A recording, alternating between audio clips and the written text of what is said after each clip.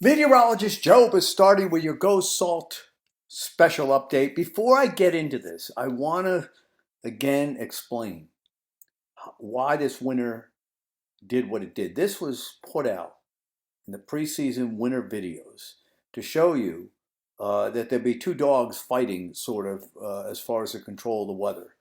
You see this 5, 6, 4. These phases of the MJO that are very, very unfavorable for any kind of winter in the United States.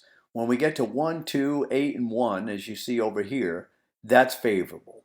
When the jet was at its weakest point in the preseason, the late hurricane season, and you see what happens here? The reason you get these late hurricane seasons is because you get into phase 8 and 1. There's a lot of upper motion in South America, so you get, Ian developed and Noel or whatever the second one was that came into Florida, Nicole. So that then will come back around in December and make December cold, right? So that's that theory. When the seasonal jet strengthens to its maximum point, the other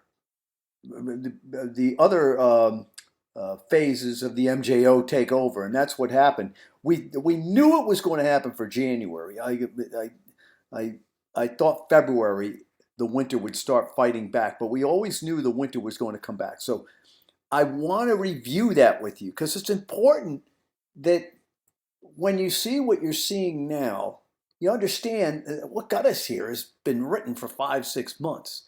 And it's a very, very exciting pattern, this end game that's going on.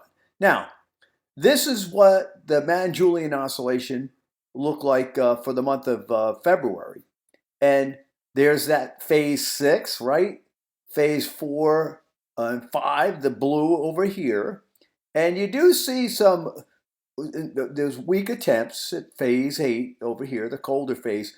But this won out. The Eastern Hemisphere won out. Consequently, you look at the temperatures. Well, I take a brain surgeon to see who won out here. However, this is what we have now. Opposite. You see, the yellow is where the blue was. We still have the blue in South America, so now it's able to do its own thing. Plus, you have the blue in Africa up into the Himalayas, right? So these are all favorable phases of the MJO, right? And look what happens. Lo and behold, this is the next 30 days, right? So this is just going to keep going. I mean, it's going to keep going into April. Now, of course, you're fighting the sun, you're fighting the spring. Normals are coming up 1 degree every 3 days, but this is far from done. The latest NAM at 12Z has come in and is really looking interesting here. What happens is this storm coming from the west jumps to the coast, and then it fills in. And so Friday night into Saturday, we got a shot at a lot of snow, especially over the interior sections. But both the runs of the NAM are very generous around New York City with the snow. This is the second one on the European. And again, just a monster storm just inland. But, when you're looking at 4 or 5 days out here, 50 miles, right? But here's the fact. Look what has happened. And we tried to get you set up for this. I told you, don't quit, don't give up, it's not done yet, right? Now watch this. The GFS brings a third storm into the picture. And look at this. Look at this 10-day means for mid-March. If you've been listening, follow me on Weather Bell, saying the 10-day period mid-March, one of the coldest, stormiest that we've seen in many years. And that's saying something because, on March 13th, 14th, it's amazing. There loves to be a storm on the East Coast. 1984, 1993, of course, that was the granddaddy of all storms. But 2017, 2018, same thing. What's fascinating is the 84 and 2018 cases. You ran winter on into April, and there was the big strap warm in February. So when I'm talking to you about these things and putting out these videos, I'm assuming you saw what was said before because I reference it. It's not that I'm going, oh, well, see, I was right, because if I'm going to say that, I'm also saying that, we got beat up in February. I thought winter was going to come back quicker. But that being said, sometimes things are delayed but not denied, okay?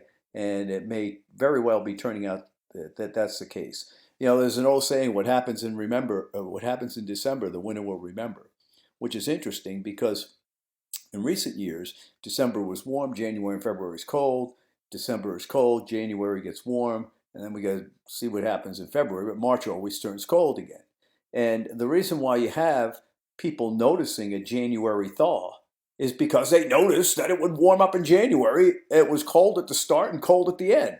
So this is very, very interesting going on. Except that you had a distorted situation. And what's fascinating also, there's hurricane analogs we were talking about at the beginning of the year: 1950, 51, 2005, 2006, 89, 90.